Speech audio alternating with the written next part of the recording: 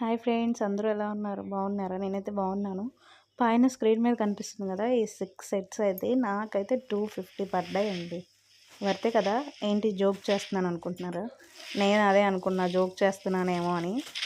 Order place చేశాను ఫ్లిప్కార్ట్లో. అవి వచ్చేదాకా నాకైతే నమ్మకం లేదు.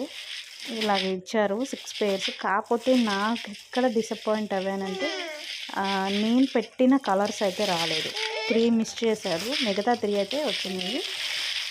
మనం పెట్టిన కాస్ట్కి ఇదైతే వర్త్ అనే అనిపించింది. మీకేమనిపించిందో కామెంట్ సెక్షన్లో తెలియచేయండి.